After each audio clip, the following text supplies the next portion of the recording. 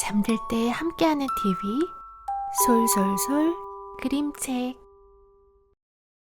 메리 레녹스가 영국의 고무부 댁에 왔을 때 아무도 반기지 않았어요. 어쩜 저렇게 밉살스럽게 생겼을까? 인도에서 살다 온 메리는 비쩍 마른 몸에 자주 병을 앓아서 얼굴은 누랬고 심술궂은 표정을 짓고 있었거든요. 인도의 영국 총독부 관리였던 메리의 아빠는 바빠서 늘 집을 비웠고 아름다운 엄마는 파티에 가는 데에만 관심이 있었어요. 그래서 메리는 인도인 유모의 손에서 자랐지요. 유모는 메리가 울까봐 메리가 원하는 대로 다 해주었어요. 그래서 메리는 버릇없는 아이가 되었어요. 메리가 9살 되던 해 어느 무더운 여름날 아침이었어요. 메리가 눈을 떠보니 집안 분위기가 이상했어요. 집이 엉망으로 어질러져 있고 하인들도 보이지 않았어요. 조금 뒤 하인 방에서 울음소리가 났어요. 유모가 죽은 거였어요. 다음날 새벽에 하인 셋이 또 죽었어요. 하인들은 겁에 질려 도망쳐 버렸어요.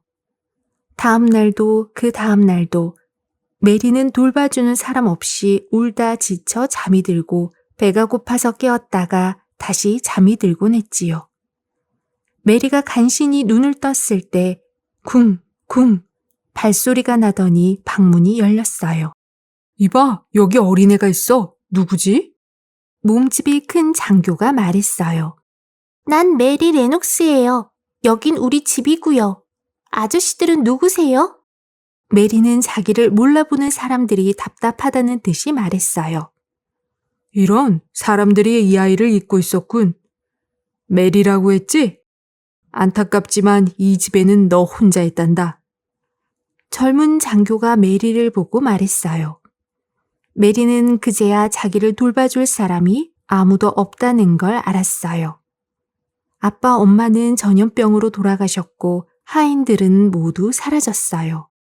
메리는 한 번도 만난 적이 없는 고모부 댁에서 살게 되었어요. 고모부는 영국 요크셔에서 살았어요. 런던에 도착한 메리를 마중 나온 사람은 고모부 댁 가정부인 매들록 부인이었어요. 매들록 부인은 메리를 아래 위로 훑어보고는 중얼거렸어요. 어쩜 저렇게 못생겼을까? 저 아이 엄마는 미인이었다던데. 메리는 매들록 부인이 마음에 들지 않았어요. 메리와 매들록 부인은 요크셔로 가기 위해 기차에 올랐어요. 아가씨는 크레이븐 씨에 대해서 아는 게 있나요? 아니요, 전혀 몰라요. 그렇다면 아가씨가 앞으로 살 집에 대해 미리 알려드려야겠군요. 메리가 무관심한 태도를 보이자 매들록 부인은 얼굴을 찡그렸어요. 황무지 끝에 자리 잡은 그 저택은 지은 지 600년도 넘었고 방이 100개가 넘지요. 대부분 잠겨있지만 말이에요. 또 저택 주위로는 과수원과 채소밭이 있어요. 가지가 땅바닥에 질질 끌릴 정도로 크고 오래된 나무도 많답니다. 메리는 처음에는 매들록 부인의 이야기를 시끄러운 수다쯤으로 여겼지만 어느새 매들록 부인의 말에 귀를 기울이게 되었어요. 주인님은 태어날 때부터 몸이 아주 약하셨고 등뼈가 구부러지는 병도 앓으셨지요. 그 때문인지 성격이 까다로워서 저희가 애먹고 있지요. 메리는 고모부에 대한 이야기를 듣고 놀라서 눈이 휘둥그레졌어요. 그 모습을 보자 매들록 부인은 신이 나서 말했어요. 마님은 상냥하고 예쁜 분이셨죠. 주인님은 마님을 무척 아끼고 사랑하셔서 마님이 원하는 것은 무엇이든 다 해주셨어요. 그런데 어느 날 마님이 그만 세상을 떠나시고. 고모가 돌아가셨다고요? 네, 그 뒤 주인님은 더욱 고집스럽고 까다로워지셨죠. 주로 여행을 다니시고 집에는 잘 안 계세요. 메리는 매들록 부인의 말이 동화에 나오는 이야기처럼 들렸어요. 고개를 돌려 창밖을 보니 비가 세차게 내리고 있었어요. 메리는 창밖을 물끄러미 바라보다가 어느새 잠이 들었어요. 다 왔어요. 여기서 다시 마차를 타고 더 가야 해요. 매들록 부인이 깨웠어요. 메리가 잠이 덜 깬 눈을 비비며 기차에서 내리자 역 앞에 멋진 마차가 기다리고 있었어요. 마차가 움직이기 시작하자 메리가 메들록 부인에게 물었어요. 황무지는 어떤 곳이에요? 조금 있다가 밖을 내다보면 곧 알게 될 거예요. 메리는 궁금했지만 더 이상 묻지 않고 어두운 창밖을 내다보았어요. 마차는 시골길을 한참 달리더니 비탈길을 오르는지 속도를 줄였어요. 메리가 창가에 바짝 다가앉으려는데 갑자기 마차가 덜컹거렸어요. 이제 황무지에 들어섰어요. 마차 밖에서 세찬 바람 소리가 들려왔어요. 저 소리는 뭐예요? 이 근처에 바다가 있나요? 바다는 없고 넓은 황무지가 펼쳐져 있을 뿐이에요. 야생마와 양떼 외에는 아무것도 살지 않는답니다. 마차는 끝없이 이어진 길을 달렸어요. 메리는 이대로 지옥으로 가는 것 같았어요. 난 여기가 싫어. 정말 싫단 말이야. 메리는 혼잣말을 하며 입술을 실룩거렸어요. 마차가 약간 높은 언덕을 오르자 희미한 불빛이 새어나오는 저택이 보였어요. 이제 다 왔어요. 저기 창문에서 불빛이 새어나오는지 보이죠? 마차는 저택의 정문을 지나고도 3km나 더 달렸어요. 길 양쪽으로 키 큰 나무들이 서 있었는데 나뭇가지가 터널처럼 길을 에워싸고 있었어요. 그곳을 빠져나가자 성 같은 집이 나왔어요. 떡갈나무로 만든 현관문은 자물쇠로 채워져 있었어요. 조금 뒤 단정한 옷차림에 깡마른 집사가 나왔어요. 메들록 부인 수고하셨소. 먼 여행길에 피곤하실 테니 아가씨를 방으로 안내하시오. 알겠습니다. 메리는 메들록 부인의 안내를 받아 넓은 층계를 올라 긴 복도를 지났어요. 그러고는 다시 좁은 계단을 올라간 뒤 여러 개의 복도를 지나 마침내 방에 이르렀어요. 방 안 벽난로에는 불이 피워져 있고 식탁 위에는 저녁 식사가 차려져 있었어요. 여기가 아가씨의 방이에요. 여기저기 함부로 돌아다녀서는 안 돼요. 주인님이 몹시 싫어하시니까요. 명심하세요. 메돌록 부인은 이렇게 말하고는 이내 아래층으로 내려가 버렸어요. 이튿날 아침 메리는 시끄러운 소리에 잠에서 깼어요. 볼이 빨간 하녀가 벽난로에서 요란하게 재를 긁어내고 있었어요. 메리는 얼굴을 찡그리고 방 안을 찬찬히 살펴보았어요. 아늑하고 따뜻한 방과는 거리가 멀었어요. 창밖으로는 넓은 들판이 펼쳐져 있었는데 마치 바다 같았어요. 저게 뭐지? 메리가 창밖을 가리키며 물었어요. 하녀 마사는 돌아서서 메리가 가리키는 쪽을 바라보았어요. 저기 말인가요? 저긴 황무지예요. 살짝 미소를 띠며 말하는 마사는 마음씨가 좋아 보였어요. 아가씨는 황무지를 좋아하세요? 아니, 난 싫어. 정말 싫어. 넌 황무지를 좋아해? 그럼요. 전 황무지를 좋아해요.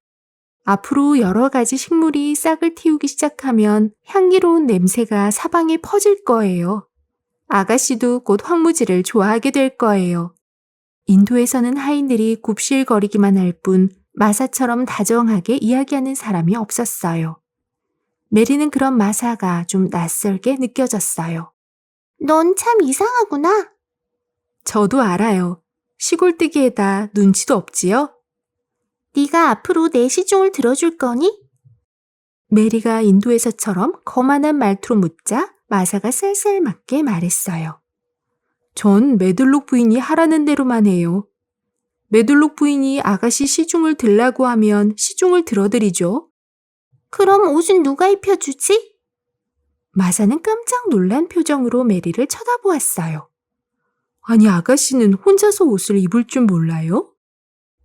인도에서는 유모가 옷을 입혀줬어. 그럼 오늘부터 옷 입는 방법을 배우세요. 인도에서는 유모가 다 해줬단 말이야.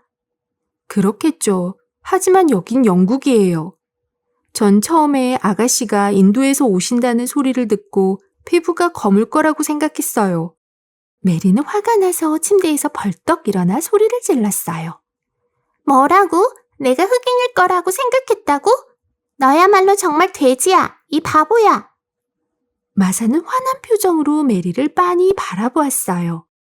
아가씨, 그런 나쁜 말을 하면 안 돼요. 흑인도 사람이에요.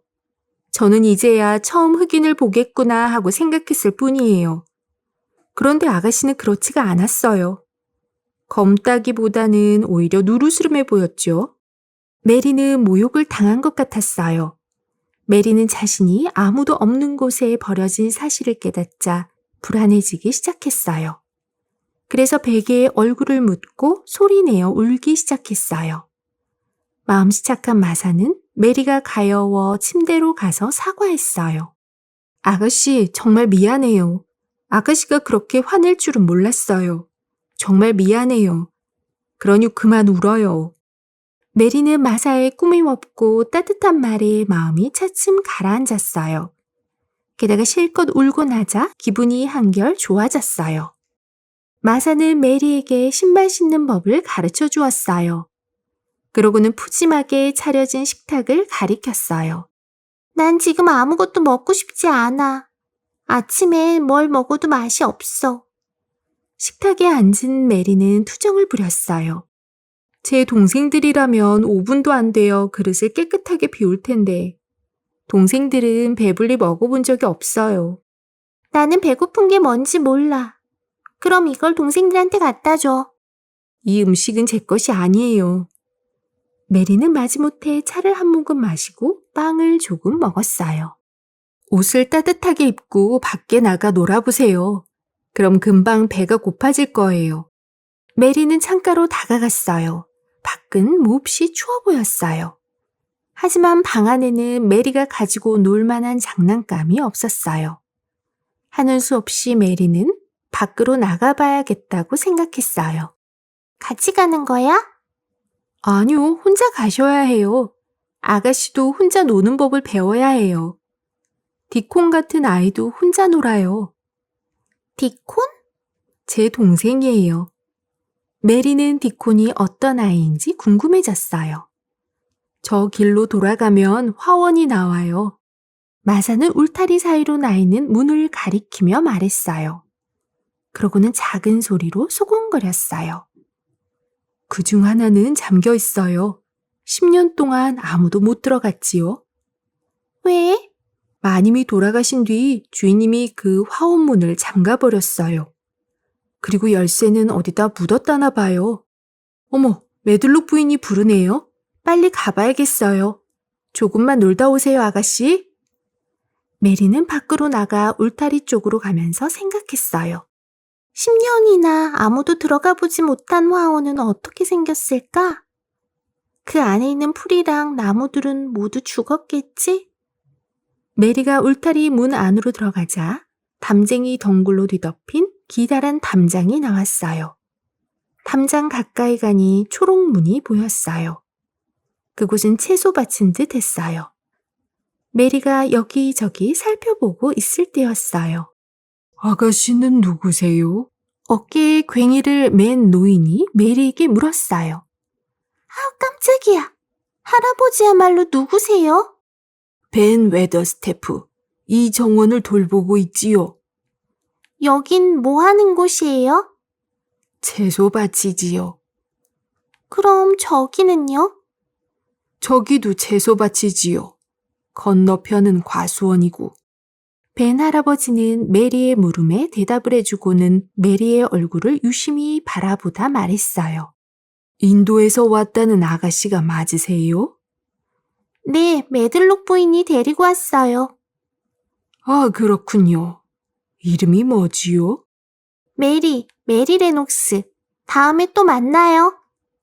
메리는 과수원을 향해 걸었어요. 몇 개의 문을 지나자 과수원이 나왔어요. 과수원 담장 너머로 화원이 또 하나 있는 것 같았어요. 하지만 담쟁이 덩굴로 뒤덮여 문이 보이지 않았어요. 메리는 꼼짝 않고 서서 담장 쪽을 바라보았어요. 담장 너머 높은 나뭇가지에 가슴이 붉은 새 한 마리가 앉아 있었어요. 작고 아름다운 새였지요. 저 작은 새가 앉아있는 커다란 나무는 분명 잠겨있는 화원 안에 있을 거야. 메리는 굳게 닫힌 이상한 화원을 생각하며 돌아섰어요. 맨 처음 들어왔던 채소밭으로 오니 벤 할아버지가 흙을 파고 있었어요. 할아버지, 다른 화원도 보고 왔어요. 벤 할아버지가 못 들은 척하자 메리가 다시 말을 건넸어요. 그런데 그 화원에는 문이 안 보이던걸요? 어느 화원이요? 과수원 담장 너머에 있는 화원 말이에요. 가슴이 붉은 새가 높은 나무까지 앉아서 울고 있던데. 메리가 그렇게 말하자 벤 할아버지는 다정한 눈빛으로 메리를 바라보더니 과수원 쪽을 향해 휘파람을 불었어요. 그러자 아까 그 새가 날아와 벤 할아버지의 발치에 쌓인 흙더미 위에 내려앉았어요. 오, 왔구나. 어딜 갔었니? 오늘은 너를 처음 보는구나. 너무 멀리 가지 마라. 벤 할아버지는 사랑스러운 손녀를 대하듯 말했어요. 작은 새는 할아버지를 조금도 두려워하지 않았어요. 할아버지가 부르면 언제든지 이렇게 날아오나요? 그럼요. 언제든지 오지요. 이 새가 깃털이 나기 시작했을 때부터 쭉 알고 지냈지요. 이건 무슨 새예요? 붉은 가슴 울새예요. 그냥 울새라고들 하지요. 울새? 마치 붉은 조끼를 입은 것 같아요. 정이 많고 사람을 잘 따르는 새지요. 호기심도 많고요. 다른 새들은 어디 있나요? 그건 아무도 모르지요. 이 새는 자기가 외톨이라는 것을 잘 알고 있어요. 메리는 울새를 물끄러미 바라보며 중얼거렸어요. 나도 외톨이야. 울새는 메리의 말을 알아듣기라도 한 듯 고개를 옆으로 몇 번 까딱거리더니 사과나무 가지 위로 포르르 날아가 앉아 노래를 부르기 시작했어요. 울새가 아가씨랑 친구가 되고 싶은가 봐요. 정말요? 메리는 울새를 올려다보며 마치 사람에게 이야기하듯 말했어요. 울새야, 울새야, 정말 내 친구가 되어주겠니? 메리가 다정하게 이야기하자 벤 할아버지는 깜짝 놀랐어요. 세상에, 아가씨도 동물들에게 다정하게 이야기하네요. 꼭 디콘이 동물들한테 말하는 것 같아요. 디콘을 아세요?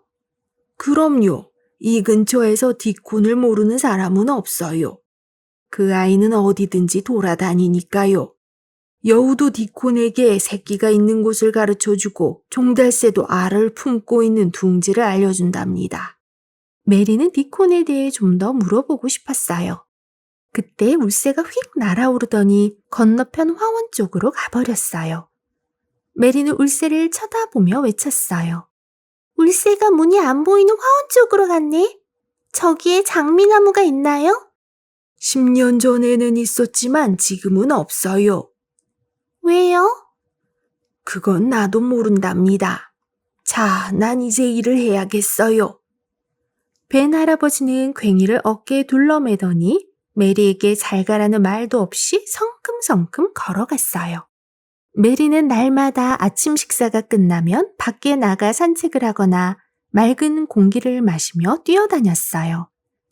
메리는 얼굴이 복숭아처럼 발그레해지고 생기가 돌았어요. 석 달쯤 지난 어느 날 메리는 식탁에 앉자마자 수프를 다 먹었어요. 어머, 오늘 아침은 아주 잘 드시네요. 마사가 환한 얼굴로 말했어요. 정말 맛있어. 황무지의 신선한 공기가 몸에 좋아서 건강해지신 거예요. 아가씨, 앞으로도 날마다 밖에 나가 뛰어노세요. 메리는 거의 날마다 문이 없는 화원 근처에 갔어요. 화원 안으로 들어가는 문은 어디에 있을까? 메리는 담쟁이 덩굴이 바람에 흔들리는 것을 물끄러미 바라보았어요. 그때 어디선가 새 한 마리가 날아왔어요. 벤 할아버지의 울새였어요. 울새는 담장 위를 종종종 뛰어다니며 노래를 불러주었어요. 그러다 담장 너머의 높은 나무 위로 날아갔어요. 저 나무는 아무도 들어가지 못한다는 그 화원에 있는 게 분명해. 어떤 곳인지 들어가 보고 싶어. 메리는 긴 담장을 따라 걸으며 살펴보았지만 문을 찾지는 못했어요. 정말 이 화원으로 들어가는 문은 없나 봐. 그런데 마사는 고모부가 자물쇠를 땅에 묻어버렸다고 했잖아. 그러니 10년 전에는 문이 있었던 게 틀림없어. 그날 저녁을 먹고 난 뒤 메리는 마사에게 물었어요. 마사, 고모부는 왜 화원을 싫어하시는 거야? 아직도 그 화원을 생각하고 계세요, 아가씨? 마사는 잠시 고민하더니 자신이 알고 있는 것을 모두 말해 주었어요. 그 화원은 돌아가신 마님이 만드신 거예요. 마님은 꽃도 가꾸고 잡초도 뽑아주며 정성을 다해 돌보셨어요. 그 화원에서 주인님과 이야기도 나누고 책도 읽으셨어요. 어느 날 마님이 그 화원에 있는 늙은 나무의 가지에 앉아 책을 읽다가 가지가 부러지는 바람에 땅에 떨어져 다음날 돌아가셨어요. 그날 이후 주인님은 이 화원을 몹시 싫어하시게 되었지요. 그때부터 아무도 그곳에 들어가게 못하게 하시고 화원에 대해서는 말도 못하게 하셨어요.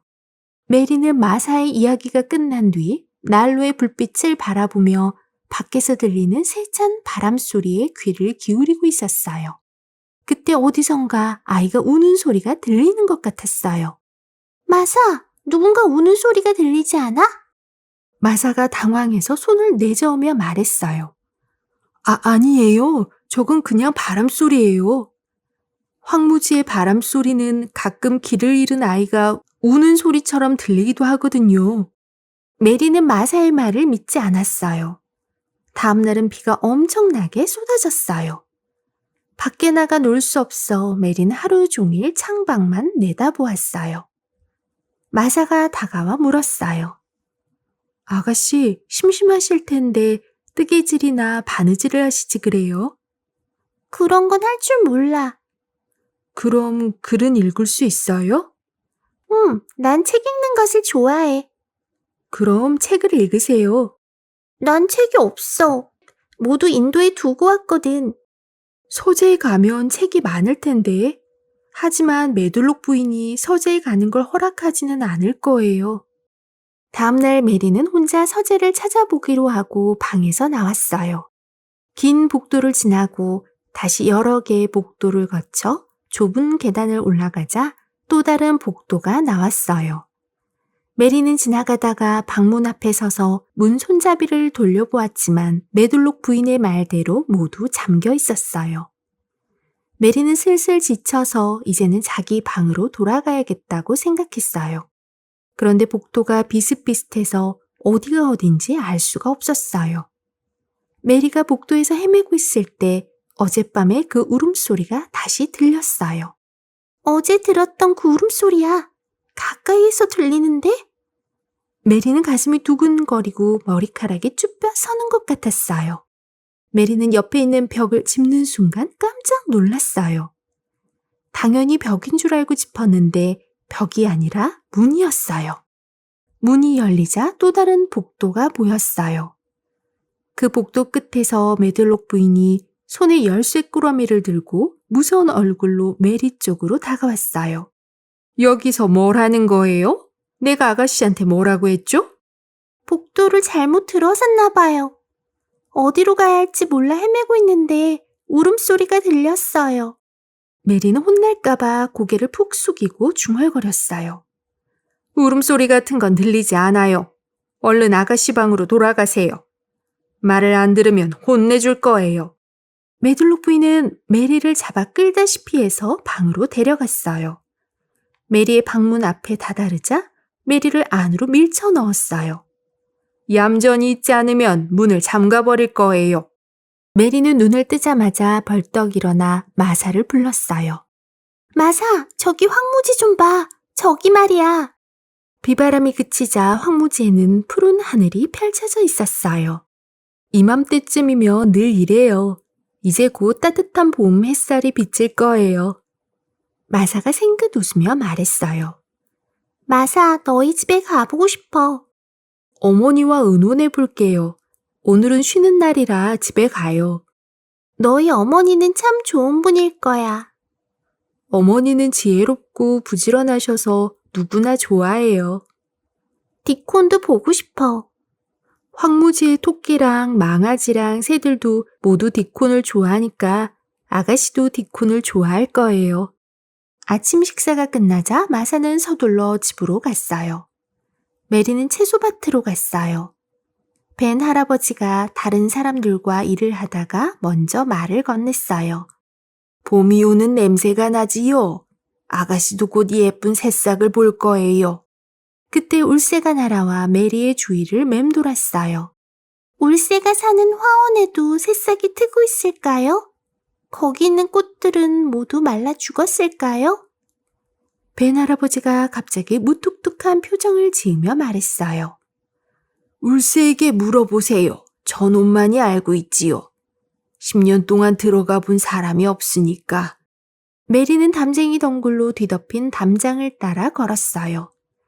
어느새 울새가 메리를 뒤따라왔어요. 너 내 뒤를 따라왔구나. 너는 세상에서 가장 예쁜 새야. 울새는 그 말을 알아들은 듯 땅으로 내려앉아 제잘거렸어요. 그러고는 흙더미를 헤집으며 먹이를 찾았어요. 그때 흙 속에 녹슨 고리 같은 게 파묻혀 있는 것이 보였어요. 저게 뭐지? 메리는 그 고리를 잡아 뽑았어요. 그것은 그냥 고리가 아니라 녹슨 열쇠였어요. 메리는 가슴이 두근거렸어요. 이게 그 화원의 열쇠일지도 몰라. 다음 날 아침 집에 갔던 마사가 돌아왔어요. 마사는 앞치마에 무엇인가를 감추고 있었어요. 아가씨한테 드릴 선물이에요. 저희 어머니가 있는 돈을 다 털어서 샀어요. 마사는 웃으면서 앞치마 속에서 줄넘기를 꺼내 내밀었어요. 이게 어디에 쓰는 거야? 정말 몰라요? 이렇게 쓰는 거예요. 마사는 양쪽 손잡이를 잡고 줄넘기를 시작했어요. 마사는 100개까지 하고 메리에게 줄넘기를 넘겨주었어요. 마사, 너희 어머니는 정말 친절하고 좋은 분인가 봐. 그런데 나도 너처럼 잘할 수 있을까? 그럼요, 연습해 보세요. 자, 바깥에서 놀다 오세요. 메리는 줄넘기를 들고 밖으로 나가다 다시 들어가서 말했어요. 마사, 고마워.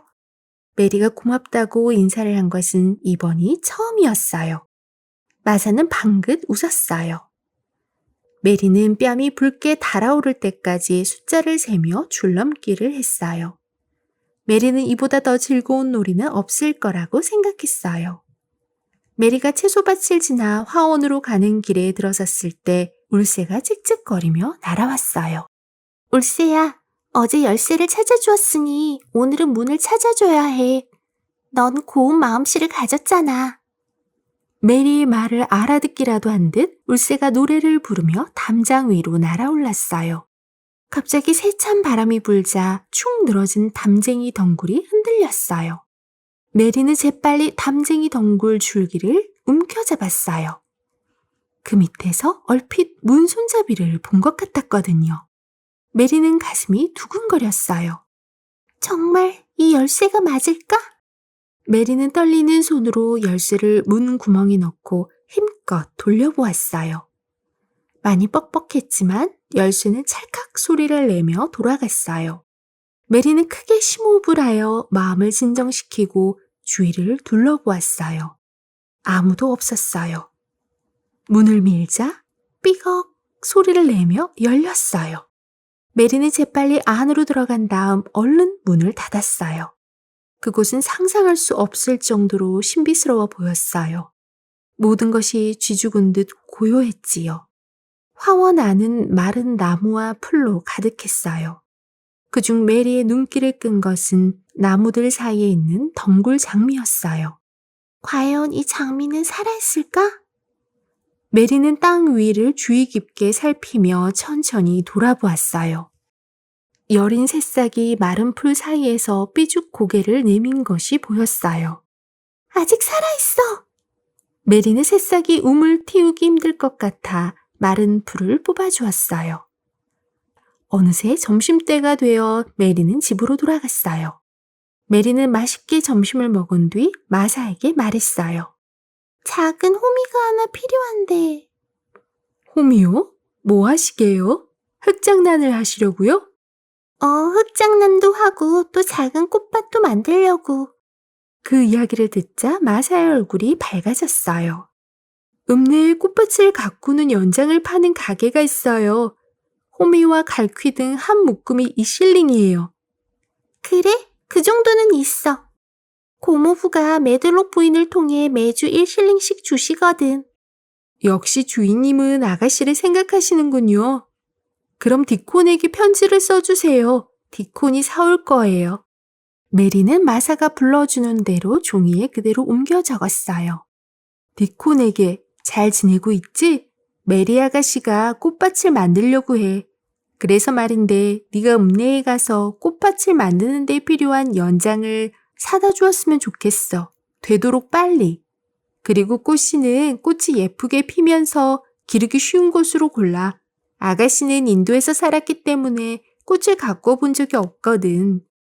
어머니와 동생들한테도 안부 전해줘. 안녕. 마사 누나가. 이제 이 봉투에다가 돈을 넣으세요. 고기를 배달하는 아이한테 디콘에게 전해달라고 하면 돼요. 그럼 부탁한 물건은 어떻게 받지?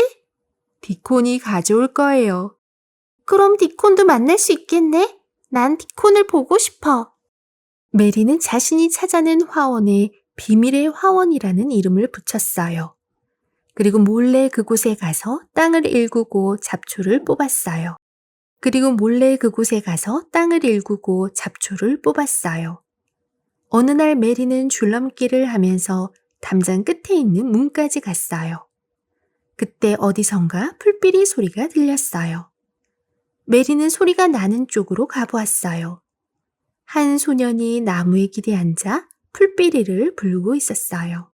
12살쯤 된 소년은 옷차림은 초라하지만 깔끔하고 양귀비 꽃처럼 붉은 뺨에 동그란 눈은 하늘처럼 새파랬어요. 다람쥐와 꿩, 토끼 2마리가 풀피리 소리를 듣고 있었어요. 그 아이는 메리를 보자 손가락을 입에 갖다 대며 속삭였어요. 쉿! 움직이지 마세요. 동물들이 놀라요. 메리는 첫눈에 그 아이가 디콘이라는 것을 알 수 있었어요. 전 디콘이에요. 메리 아가씨 맞죠? 연장과 꽃씨를 사왔어요. 디콘은 갈색 포장지를 풀어 연장과 꽃씨가 든 작은 봉지를 꺼냈어요. 목서초랑 양귀비씨를 많이 사왔어요. 목서초는 향기도 좋고 어디서든 잘 자라지요. 양귀비는 휘파람만 불어도 꽃이 핀답니다. 디콘이 꽃씨에 대해 설명하더니 불쑥 물었어요. 아가씨의 화원은 어디죠? 제가 심어드릴게요. 메리는 아무 말도 못하고 얼굴이 빨개졌어요. 디콘, 비밀을 지킬 수 있겠니? 누가 알면 난 죽을지도 몰라. 전 언제나 비밀을 잘 지켜요. 새끼 여우나 새 둥지가 어디 있는지 알지만 아무한테도 알려주지 않았어요. 사실은 내가 아무도 모르는 화원을 찾아냈거든? 그런데 그 안에 식물이 다 죽은 것 같아. 그게 어딘데요? 이리 와, 보여줄게. 메리는 디콘을 데리고 담쟁이 덩굴이 무성한 화원 쪽으로 갔어요. 메리가 담쟁이 덩굴을 들어올리고 문을 열자 디콘은 깜짝 놀랐어요. 두 사람은 안으로 들어가 재빨리 문을 닫았어요. 여기가 내 비밀의 화원이야. 와, 정말 신기하네요. 마치 꿈을 꾸고 있는 것 같아요. 내가 이곳을 보게 되리라고는 생각도 못했어요. 그럼 이 화원에 대해 알고 있었니? 메리가 큰 소리로 묻자 디콘이 조용히 하라고 손짓하며 말했어요. 전에 마사 누나가 말해주었거든요. 10년 동안 아무도 못 들어간 화원이 있다고. 누나와 난 그 화원이 어떻게 생겼을까 궁금했어요. 여기 장미나무에는 꽃이 필까? 내가 보기엔 다 죽은 것 같아. 죽은 것도 있지만 살아있는 것도 많아요. 여기를 봐요. 디콘은 메마른 회색 가지 사이에서 연두빛이 도는 가지를 만지며 말했어요. 이건 새로 나온 가지예요. 그래? 다행이다. 어서 화원을 둘러보자. 디콘은 화원을 둘러보며 풀을 뽑기도 하고 뿌리 주위를 파고 흙을 뒤적여 공기가 들어가도록 했어요. 디콘은 새로 사온 연장으로 아주 능숙하게 일을 했지요. 메리도 디콘을 도와 열심히 일했어요. 디콘, 나중에 또 와서 나를 도와주지 않을래? 날마다 올 수 있어요. 우리가 화원을 되살리다니 이렇게 즐거운 일이 또 있겠어요? 어느덧 점심때가 되었어요. 메리는 화원을 떠나기가 섭섭했어요. 나는 가서 점심을 먹어야 해. 디콘, 너도 가서 점심 먹어야지. 전 엄마가 점심 도시락을 싸주세요. 디콘은 깨끗한 손수건에 쌓인 작은 꾸러미를 꺼냈어요. 그 안에는 고기를 넣어 만든 샌드위치가 들어있었어요. 전 이것 먹고 좀 더 일하다 갈게요. 메리는 디콘을 혼자 남겨두고 가기가 싫었어요. 메리는 문 앞까지 갔다가 다시 돌아와 디콘에게 말했어요. 무슨 일이 있어도 여기 이야기를 아무한테도 안 할 거지? 걱정 마세요. 메리가 급히 점심을 먹고 다시 밖으로 나가려는데 마사가 불렀어요. 아가씨, 잠깐만요. 주인님이 오늘 아침에 돌아오셨는데 아가씨를 만나고 싶어 하세요. 왜? 고모부는 날 만나고 싶지 않다고 하셨다는데. 그때 메들록 부인이 문을 열고 들어왔어요. 마사, 아가씨에게 가장 좋은 옷을 입혀드리고 머리도 단정하게 빗겨드려라. 주인님 방으로 모시고 가야 하니까. 메리는 가슴이 두근거렸어요. 메들록 부인은 지금까지 한 번도 가본 적이 없는 방으로 메리를 데려가 방문을 두드렸어요. 들어와요. 메리가 메들록 부인을 따라 방으로 들어가자 고모부인 크레이븐 씨가 안락의자에 앉아 있었어요. 주인님, 메리 아가씨를 모셔왔습니다. 메들록 부인은 그만 나가도 좋소. 필요하면 배를 누르겠소. 메들록 부인이 나가자 메리는 안절부절 못했어요. 이리 가까이 오너라. 크레이븐 씨는 키가 크고 어깨가 약간 굽었어요. 머리는 희끗희끗했고 안쓰러워 보일 정도로 야위기는 했지만 나쁜 인상은 아니었어요. 사람들이 너를 잘 보살펴주고 있니? 네, 내가 너를 잊고 있었구나. 유모나 가정교사를 두려고 했는데. 저는 유모가 필요 없어요. 가정교사도요. 마사 어머니도 그렇게 말하더구나. 그럼 넌 뭘 하고 싶니? 전 그냥 밖에서 놀고 싶어요. 밖에서 노니까 배도 금방 고파져요. 어디서 노는데? 여기저기요. 저는 줄넘기를 하며 아무 데서나 놀아요. 그리고 흙에서 새싹이 돋는 모습도 구경하고요. 하지만 나쁜 짓은 하지 않아요. 날 그렇게 무서워하지 않아도 된단다. 너 같은 어린아이가 무슨 나쁜 짓을 하겠니? 무엇이든 네가 하고 싶은 대로 하거라. 그런데 필요한 건 없니? 저도 땅을 조금 가질 수 있을까요? 메리가 떨리는 목소리로 물었어요. 땅? 무슨 땅 말이냐? 크레이븐 씨는 깜짝 놀란 것 같았어요. 씨앗을 뿌리려고요. 새싹이 돋고 꽃이 피는 모습을 보고 싶어요. 넌 꽃을 좋아하는 모양이구나. 크레이븐 씨는 안락의자에서 일어나 천천히 방 안을 거닐었어요. 땅이라. 크레이븐 씨는 다정한 눈빛으로 메리를 보며 말했어요. 네가 원하는 대로 마음껏 땅을 쓰렴. 그럼 지금 쓰지 않는 땅이면 어디라도 되나요? 그렇게 하렴. 자, 이제 가보거라. 피곤하구나. 메리는 방으로 돌아오자마자 기다리고 있던 마사에게 말했어요. 마사, 드디어 내 화원을 가질 수 있게 됐어. 고모부가 어디든 내가 좋아하는 곳에 마음대로 화원을 만들어도 된다고 하셨어. 메리는 곧장 비밀의 화원으로 달려갔어요. 비밀의 화원은 텅 비어 있었어요. 디코는 가버렸구나. 메리가 힘없이 중얼거리는데 장미나무에서 흰 종이 한 장이 팔랑거렸어요. 종이에는 새 한 마리가 둥지에 앉아있는 그림이 그려져 있었고 앞면에는 글이 씌어 있었어요. 다시 올게요. 방으로 돌아온 메리는 종이에 그려진 그림을 자세히 살펴보았어요. 새는 메리, 새 둥지는 비밀의 화원을 가리키는 것이었어요. 디코는 무슨 일이 있어도 비밀을 지킬 테니 안심하라는 뜻이었어요. 메리는 디콘이 더욱 좋아져서 얼른 다시 만나고 싶었어요. 메리는 곧 잠이 들었어요. 하지만 세찬 비바람이 창문을 뒤흔드는 바람에 한밤중에 잠에서 깼어요. 어디선가 이상한 소리가 들렸어요. 메리는 벌떡 일어났어요.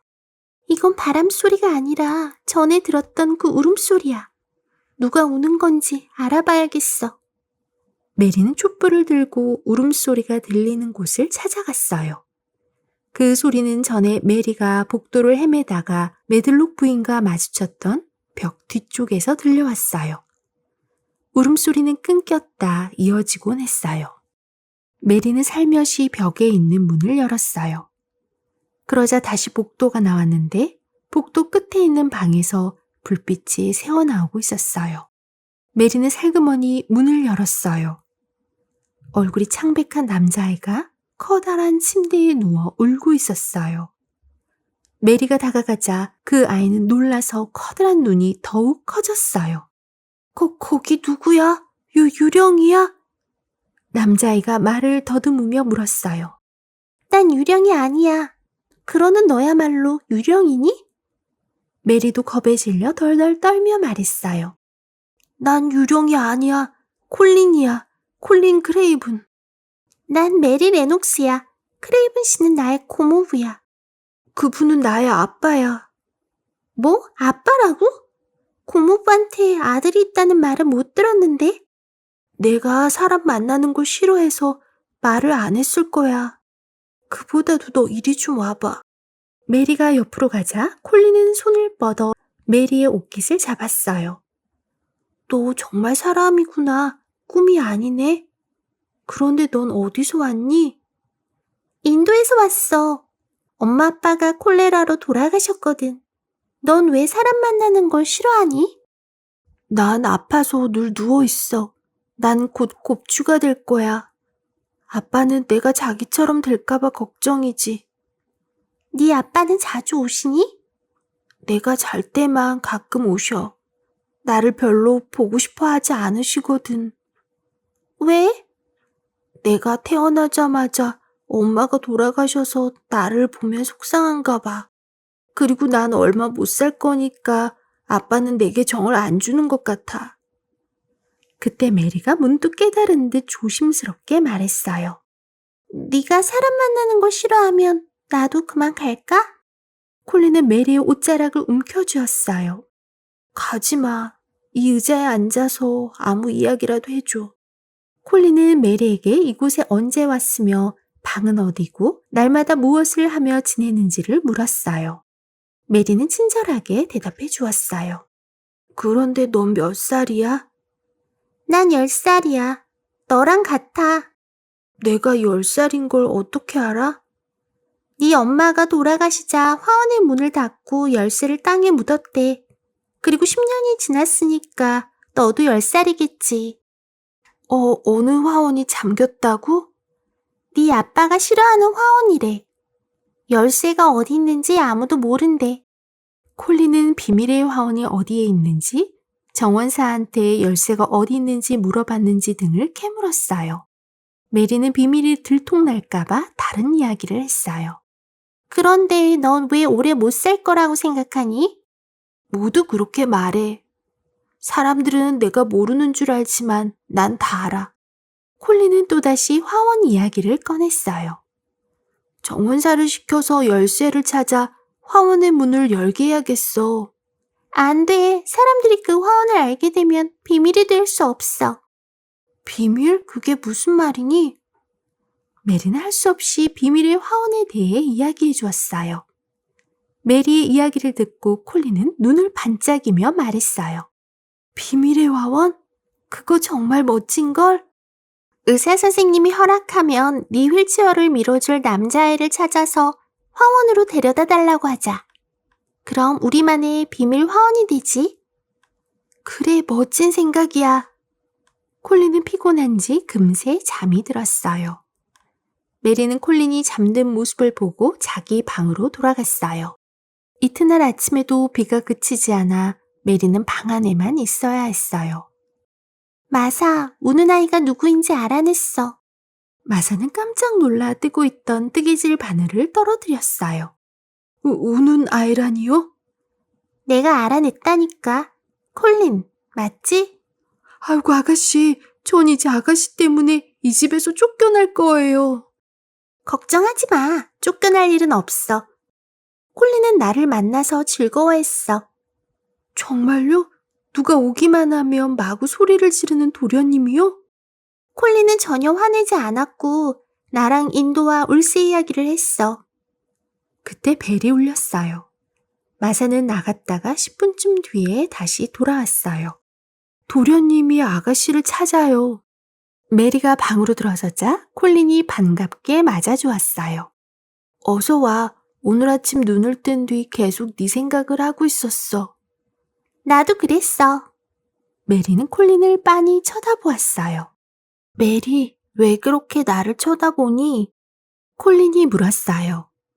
넌 디콘하고 너무 달라. 디콘? 그게 누군데? 마사의 동생이야. 그 아이는 여우랑 다람쥐랑 새들을 불러 모을 수 있어. 디콘이 피리를 불면 동물들이 와서 듣곤 해. 콜린은 눈이 휘둥그레지고 창백했던 얼굴은 발그레해졌어요. 디콘에 대해 더 이야기해줘. 디콘은 새 둥지랑 알에 대해서도 잘 알아. 여우와 오소리와 수달이 사는 곳도 알고 식물에 대해서도 마찬가지야. 황무지에 살고 있는 모든 것을 알고 있어. 나처럼 아픈 사람은 아무것도 볼 수 없어. 다 소용없는 일이야. 콜린이 갑자기 우울해져서 중얼거렸어요. 콜린, 방 안에만 틀어박혀 있으면 안 돼. 난 죽어가는 환자야.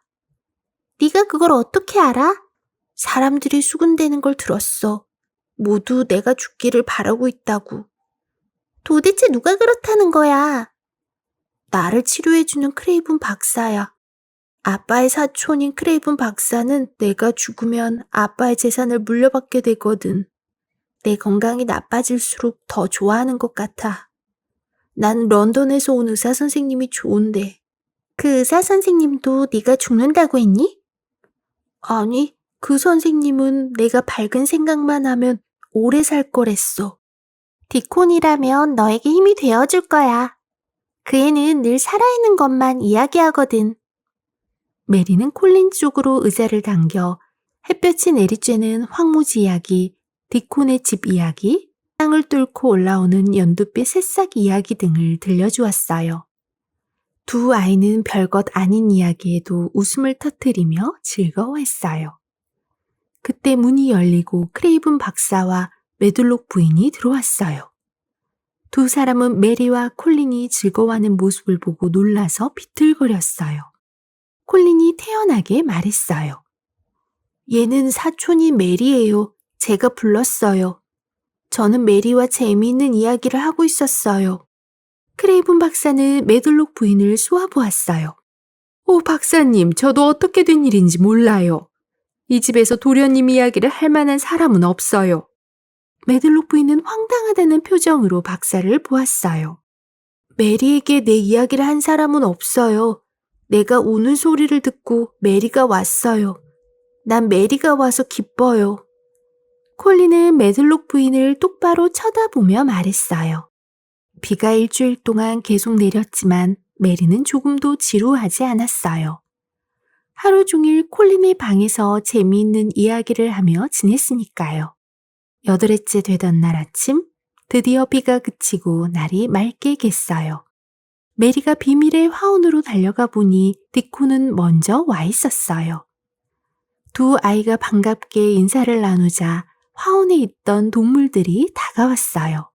디코는 죽은 줄 알았던 장미나무에서 새순이 돋은 걸 보여주었어요. 화원 여기저기에서 새 생명이 움트는 소리가 들리는 것 같았어요. 메리는 신기해서 자기도 모르게 소리를 질렀어요. 그러다가 갑자기 진지한 표정을 지으며 물었어요. 디콘, 혹시 콜린이라고 아니? 아가씨가 도련님을 어떻게 알아요? 콜린을 만났어. 비바람이 불던 날 밤 어디서 울음소리가 나서 가봤더니 콜린이 있었어. 아, 그랬군요. 콜린은 등에서 혹이 자랄까봐 늘 걱정이야. 도련님도 참 누워서 밤낮 그런 생각만 하니 건강해질 수가 없지요. 디콘이 화원을 둘러보며 말했어요. 도련님이 이곳에 오면 건강해질 것 같은데 좋은 방법이 없을까요? 네가 콜린의 휠체어를 밀어주면 되잖아. 콜린도 틀림없이 이곳을 좋아할 거야. 콜린이 밖에 나오겠다고 하면 누가 반대하겠어? 그래요. 우리가 꼭 도련님을 여기로 데리고 와요. 메리와 디콘은 마주보며 싱긋 웃었어요. 두 아이는 그동안 화원을 돌보지 못해서 할 일이 아주 많았어요. 일주일 뒤 아침 마사가 메리에게 콜린이 부른다고 전해주었어요. 지금은 화원일 때문에 바빠서 콜린을 보러 갈 수 없어. 아가씨, 도련님한테 그런 이야기를 하면 큰일 나요. 화가 나서 무슨 일을 벌일지 몰라요. 제발 도련님한테 가주세요. 마사는 안절부절 못했지만 메리는 문 쪽으로 가면서 말했어요. 꾸물거릴 시간이 없어. 디콘이 기다리고 있단 말이야. 그날은 더없이 바빴어요. 잡초를 뽑고 장미나무와 다른 나무들도 말끔하게 손질했어요. 어느덧 해가 서쪽으로 기울기 시작했어요. 메리는 서둘러 집으로 돌아왔어요. 콜린에게 새끼 여우와 까마귀 이야기, 그리고 봄이 어떻게 오는지 들려주고 싶었거든요. 역시 아가씨가 도련님한테 가셨어야 했어요. 도련님이 예전처럼 신경질을 부려서 오후 내내 도련님을 달래느라고 힘들었다니까요. 마사의 말을 듣고 메리는 아랫입술을 깨물었어요. 메리는 곧장 콜린에게로 갔어요. 콜린은 메리를 쳐다보지도 않고 퉁명스럽게 물었어요. 너 왜 안 왔어? 디콘이랑 화원에서 일했어. 내가 얼마나 바빴는데. 디콘 때문에 네가 여기 오지 않는다면 난 그 녀석을 다시는 우리 집에 못 오게 할 거야. 그 말에 메리는 머리끝까지 화가 치밀었어요. 뭐라고? 디콘을 이 집에 못 오게 한다고? 그럼 나도 다시는 너를 만나러 오지 않을 거야. 메리와 콜린은 씩씩거리며 서로를 노려보았어요. 넌 제멋대로 구는 고집쟁이야. 너 같은 애는 처음 봐. 메리가 다시 소리치자 콜린은 눈물을 뚝뚝 흘렸어요. 난 아프고 또 내 등에서 혹이 자라고 있어. 난 머지않아 죽을 거야. 거짓말하지 마. 넌 안 죽어. 안 죽는다고? 너도 내가 죽을 거라는 걸 알아. 모두 알고 있다고. 넌 마치 죽는 걸 자랑으로 여기는 것 같은데 너같이 나쁜 아이는 쉽게 죽지 않아. 나가, 당장 나가. 갈 거야. 그리고 다시는 안 올 거야. 그날 밤 메리는 끔찍한 비명소리에 놀라 깼어요. 문을 여닫는 소리와 복도를 달려가는 발소리가 들렸어요. 마사가 파랗게 질린 얼굴로 방문을 열고 들어왔어요. 아가씨, 도련님이 또 난리를 쳐요. 아가씨가 가보세요.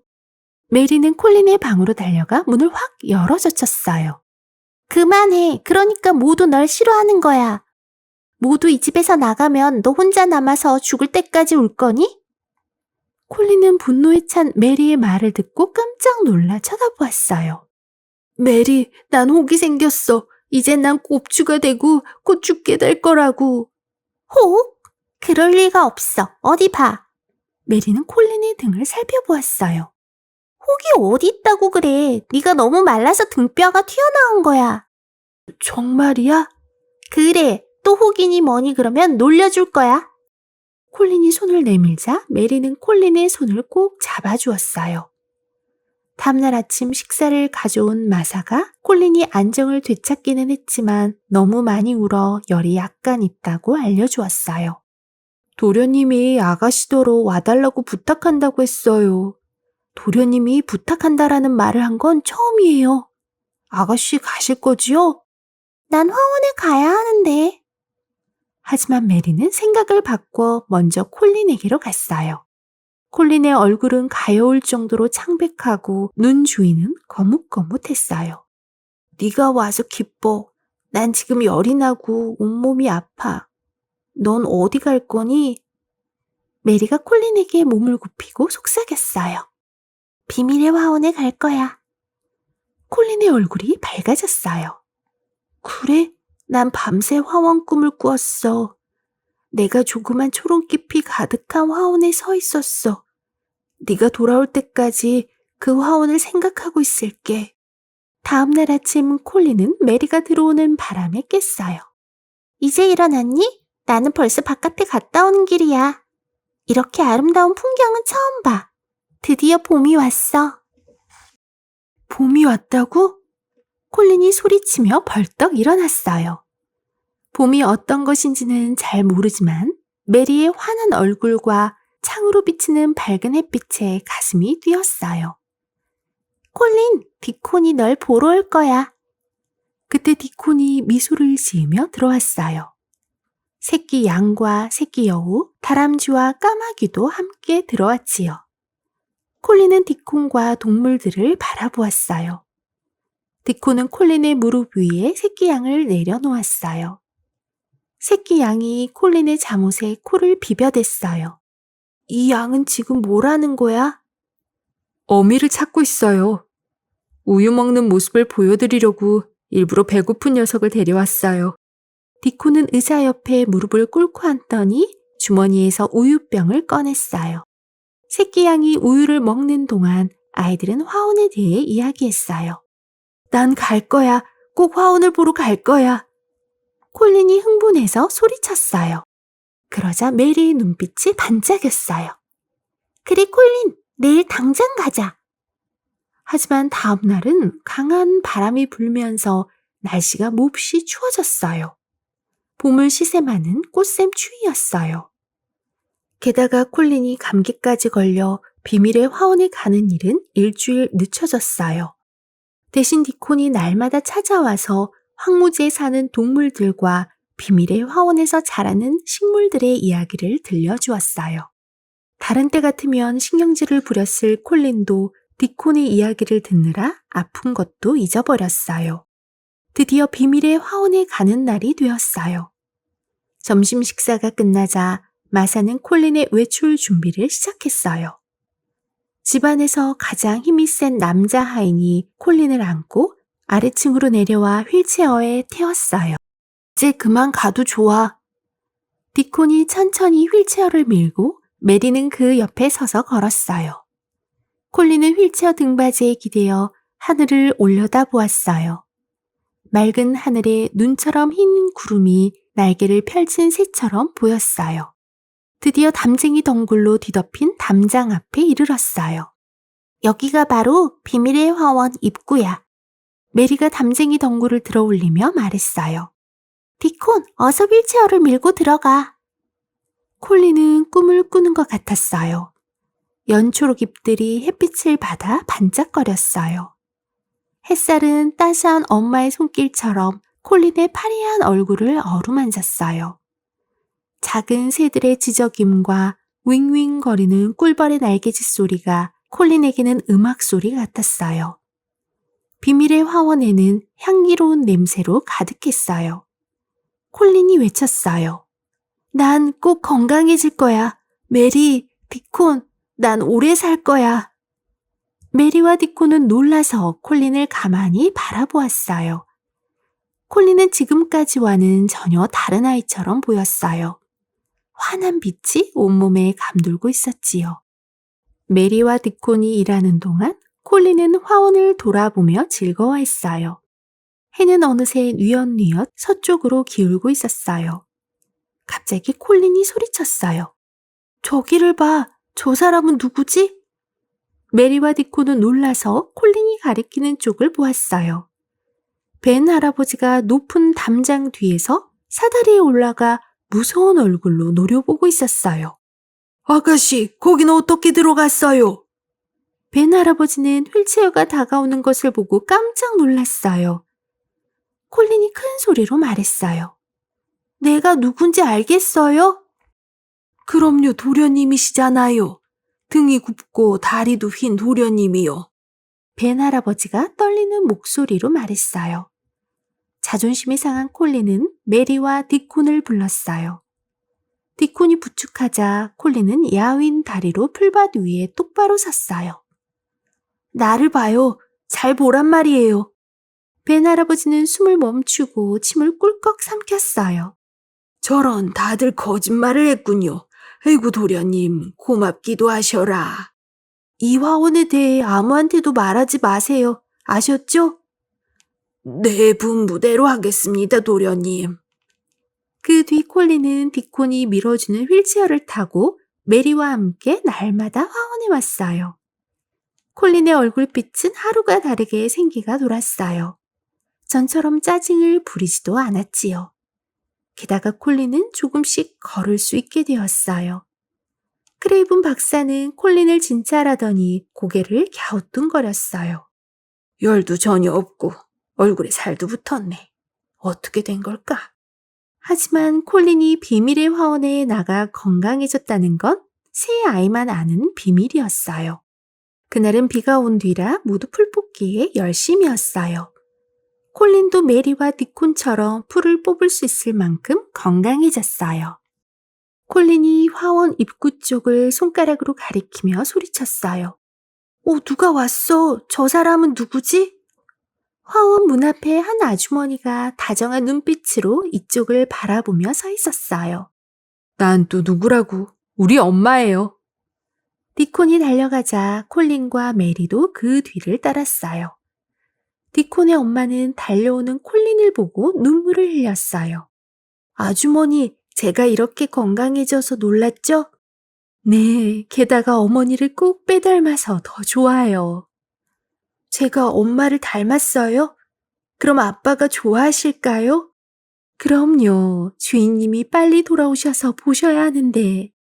콜린은 그 말을 듣자 날아갈 듯 기분이 좋았어요. 디콘의 엄마는 메리의 손을 잡고 다정하게 말했어요. 아가씨도 정말 많이 좋아졌어요. 아가씨도 어머니를 닮아 예뻐지실 거예요. 어느덧 여름이 지나고 가을이 되었어요. 가을이 끝나가는 어느 맑고 쾌청한 날, 크레이븐 씨는 오스트리아의 아름다운 계곡을 산책한 뒤 호텔로 돌아왔어요. 호텔 종업원이 편지를 몇 통 가져왔어요. 크레이븐 씨는 맨 위에 있는 편지를 집어들었어요. 디콘의 엄마가 보낸 편지였어요. 주인님께서 서둘러 댁으로 돌아오셨으면 합니다. 돌아오시면 틀림없이 놀라실 거예요. 마님이 계셨다면 빨리 돌아오시라고 말씀하셨을 겁니다. 크레이븐 씨는 그 편지를 2번이나 읽었어요. 집으로 당장 돌아가자. 그런데 놀랄 일이란 뭘까? 콜린의 상태가 나빠져서 더 이상 어쩔 도리가 없다는 걸까? 크레이븐 씨는 서둘러 집으로 돌아갔어요. 집에 도착하자마자 메들록 부인을 불렀어요. 콜린은 어떻게 지내고 있어? 도련님께서는 요즘은 메리 아가씨와 날마다 밖으로 나가십니다. 디콘이 휠체어에 태우고. 지금 어디 있어? 화원에 계십니다. 조금 뒤 크레이븐 씨는 화원 앞에서 걸음을 멈췄어요. 아니, 이게 무슨 소리지? 아무도 없어야 할 화원 안에서 아이들이 뛰어다니는 소리와 웃음소리가 들렸어요. 그때 화원 문이 활짝 열리더니 한 아이가 뛰어나왔어요. 키가 크고 건강해 보이는 소년이었어요. 누구냐? 크레이븐 씨는 너무 놀라서 숨이 막힐 것 같았어요. 저 콜린이에요. 저 화원 안에는 어떻게? 아빠, 화원이 저를 이렇게 건강하게 만들어 주었어요. 어서 화원으로 들어가 보세요. 크레이븐 씨는 가슴이 떨렸어요. 아빠 기쁘시죠? 저는 건강하게 오래 살 거예요. 크레이븐 씨는 아이들의 안내를 받으며 화원을 둘러보았어요. 화원은 아름다운 동화 속 나라 같았어요. 아빠, 이제 비밀은 없어요. 아빠와 함께 걸어서 집으로 가겠어요. 그럼 사람들이 놀라겠죠? 집안에서 창밖을 내다보던 메들록 부인은 깜짝 놀랐어요. 크레이븐 씨와 한 소년이 이야기를 나누며 걸어오고 있었거든요.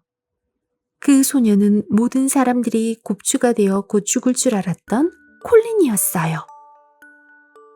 더 많은 이야기가 궁금하다면 구독 버튼을 눌러 친구가 되어주세요.